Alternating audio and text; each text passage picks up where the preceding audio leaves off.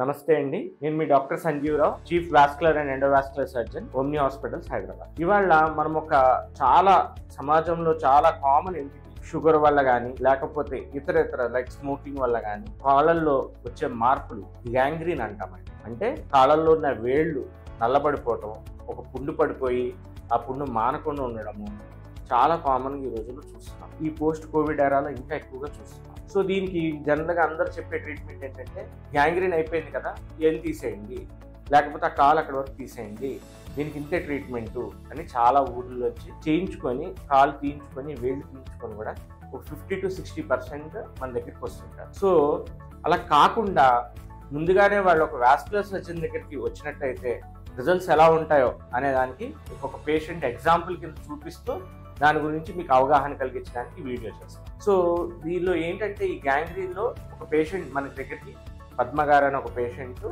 భూపాలపల్లి నుంచి ఆ కాలు వేళ్ళు పూర్తిగా నల్లబడిపోయి గ్యాంగ్రీన్ చేయించుతో నడవలేని స్థితిలో వచ్చారు. సో ఐడియల్గా అయితే ఇంకొకళ్ళు అయితే ఆ కాలు వేళ్ళు తీసేసుకొని మన దగ్గరికి వచ్చారు. కానీ ఆవిడ అలా కాకుండా వాస్కులర్ సర్జన్ దగ్గరికి హైదరాబాద్లో అక్కడ ఫెసిలిటీ లేదు కాబట్టి ఇక్కడ రావడం జరిగింది. మోకాలు కింద ఉన్న భాగం రక్తనాళం పాప్లిటల్ ఆర్టరీ అంటారు, అక్కడి నుంచి టిబియల్ వెజల్ డిసీజ్ అంటారు. ఈ 2 రక్తనాళాలు అన్ని బ్లాక్ అయిపోయాయి.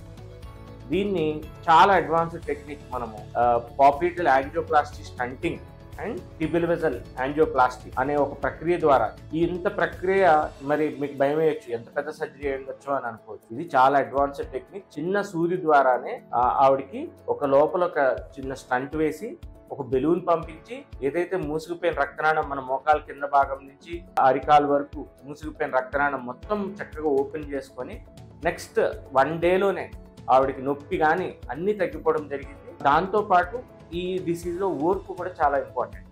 ఆ వేలు అప్పుడే మనం తీయకుండా కొన్ని మందులు పెడతాం, మెడికల్ మేనేజ్మెంట్ పెడతాం. ఆ మందులు కూడా ప్రోస్టాగ్లాండిన్ థెరపీ అని మందులు పెడతాం. ఆ మందులు కూడా చక్కగా ఆవిడకి మనం చెప్పినట్టు తీసుకున్నారు కాబట్టి గ్యాంగ్రీన్ అనే ఏలు కూడా చక్కగా రికవర్ అవడం జరిగింది. నార్మల్గా అందరిలాగా చక్కగా నడుస్తుంది. ఏదైతే ఊర్లో కాలు తీసేయాలి, వేళ్ళు మొత్తం కట్ చేయాలి, కాలు మోకాలు భాగం వరకు తీసేయాలన్న కాలు చక్కగా నడవటం జరుగుతుంది.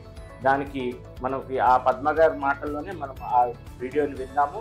తర్వాత ఆవిడ చక్కగా ఎలా నడుస్తుంది ఇప్పుడు మళ్ళీ మీరు చూడొచ్చు. సో ఇలాంటి ప్రాబ్లమ్స్ని మనకి ఉన్నవాళ్ళు ఎర్లీగా చక్కగా మన దగ్గరకు వచ్చి చూపించుకున్నట్టయితే మనం ఇలాంటి అడ్వాన్స్డ్ ప్రక్రియలతో మీరు మళ్ళీ నార్మల్గా నడవడం కానీ మీ పనులు మీరు చేసుకునేటట్టు కానీ మనం చేయగలము. ఇలాంటి వాస్కులర్ సర్జరీలో అడ్వాన్స్డ్ టెక్నిక్స్ అన్నీ కూడా మనకి అందుబాటులో ఉన్నాయి. సో దీంతో పాటు హైబ్రిడ్ టెక్నిక్స్ కానీ లేకపోతే ఎండోవాస్కులర్ టెక్నిక్స్ కానీ ఓపెన్ బైపాస్ సర్జరీ కానీ ఈ అన్నిటితో పాటు ఈ మెడికల్ మేనేజ్మెంట్స్ కూడా చాలా హెల్ప్ అవుతాయి.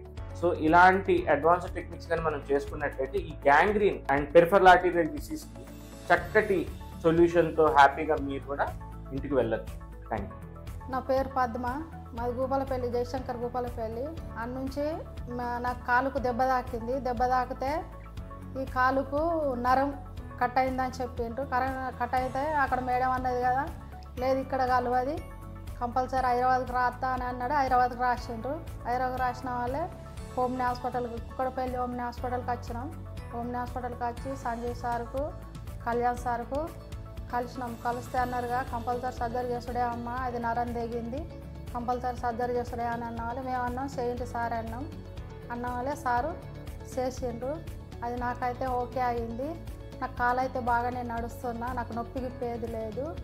సంజీవ్ సార్, కళ్యాణ్ సారు నాకు సర్జరీ చేస్తుంటూ బాగానే నడుస్తున్నా. మళ్ళీ ఇక్కడ మేడమ్స్గా మంచిగానే చూసుకుంటున్నారు, సిస్టర్స్గా మంచిగానే చూసుకుంటున్నారు. దేనికైనా కానీ ఏది లోటు లేదు, మంచిగానే చూసుకుంటున్నారు. మీకు అందరికీ ధన్యవాదాలు.